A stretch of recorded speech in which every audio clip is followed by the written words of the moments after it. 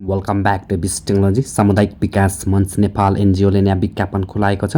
विज्ञापन बारेमा सम्पूर्ण जानकारी थाहा पाउनको लागि भिडियोलाई अन्तिमसम्म हेर्नु र यस्तै नयाँ जब भ्याकेन्सीको लागि च्यानललाई सब्सक्राइब पनि गर्दैन।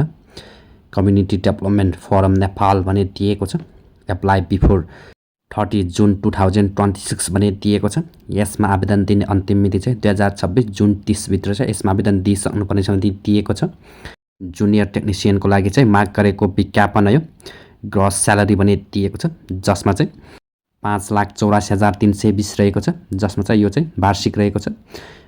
एक वर्षको चाहिँ यो चाहिँ 5,84,320 रहेको छ। एनजिओ ब्याकग्राउन्ड भने दिएको छ।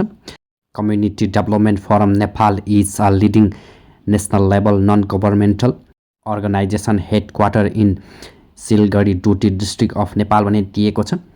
यसको प्रधान कार्यालय चाहिँ डोटी जिल्लाको चाहिँ सिलगढीमा रहेको छ। Since it is establishment in 1994 CDF has been at the forefront of promotion water sanitation and hygiene initiative particularly in rural communities of the Sudurpashchim and Karnali province of Nepal भने दिएको छ। यो चाहिँ कर्णाली प्रदेश र सुदूरपश्चिम प्रदेशको लागि चाहिँ भने चाहिँ दिएको छ। कोलाब्रेसन एन्ड कोअर्डिनेसनको बारेमा दिएको छ। यसको बारेमा चाहिँ तपाईँले चाहिँ भिडियोलाई चाहिँ पज गरेर चाहिँ सम्पूर्ण जानकारी हेर्न सक्नुहुनेछ। जुन चाहिँ कोलाब्रेसन र कोअर्डिनेसनको बारेमा के रहेको छ सम्पूर्ण जानकारी तल दिएको छ। तपाईँले चाहिँ भिडियोलाई चाहिँ पज गरेर चाहिँ पढ्न सक्नुहुनेछ र यसमा आवेदन दिन सक्नुहुनेछ। क्वालिफिकेसन एन्ड रिक्वायर स्किल्स पनि दिएको छ। यस पदमा आवेदन दिनको लागि चाहिँ आवश्यक शैक्षिक योग्यता र अनुभव रहेको छ, जसमा चाहिँ intermediate in ICS as livestock agriculture level with at least 3 years of experience पनि दिएको छ। यसमा चाहिँ +2 चाहिँ SC एग्रिकल्चरमा चाहिँ गरेको हुनुपर्नेछ र सम्बन्धित क्षेत्रमा चाहिँ 3 वर्षको अनुभव भएको हुनुपर्नेछ भने दिएको छ।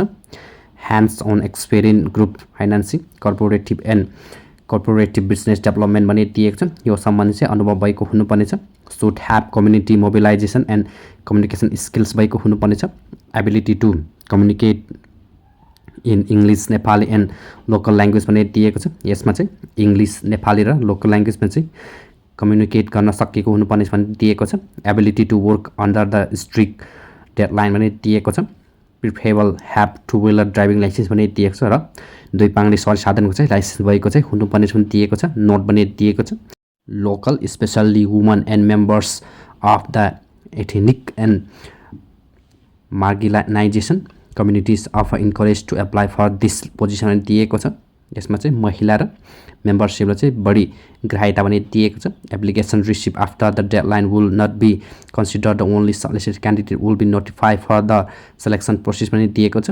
यसमा चाहिँ पहिला सर्टलिस्टमा नाम निकालिन्छ र सर्टलिस्टमा आएको उम्मेदवार चाहिँ अर्को प्रक्रियाको लागि चाहिँ सम्पर्क हुनेछ भने दिएको छ। Canvassing and at stage of the requirement process shall lead automatic disqualification of the candidate पनि दिएको छ। टु एप्लाई पनि दिएको छ। यसमा चाहिँ आवेदन दिनको लागि चाहिँ दिएको छ, जसमा चाहिँ interested candidates can send their resume and cover letter with to reference to vacancy cdf@gmail.com भनेर दिएको छ। तपाईँले चाहिँ यो तल दिएको इमेलद्वारा चाहिँ आवश्यक सम्पूर्ण कागजातसहित इमेल गरेर चाहिँ आवेदन दिन सक्नुहुनेछ। तपाईँ चाहिँ यसमा आवेदन दिनको लागि चाहिँ आवश्यक कागजातहरू रहेको छ, जसमा चाहिँ रेज्युमे अर्थात् CV, त्यसपछि कभर लेटर अर्थात् जब एप्लिकेसन, जसमा चाहिँ 2 जना रिफरेन्सको चाहिँ नामसहित तपाईँले चाहिँ यसमा आवेदन दिन सक्नुहुनेछ भने चाहिँ दिएको छ, जसमा चाहिँ भ्याकेन्सी cdf@gmail.com रहेको छ।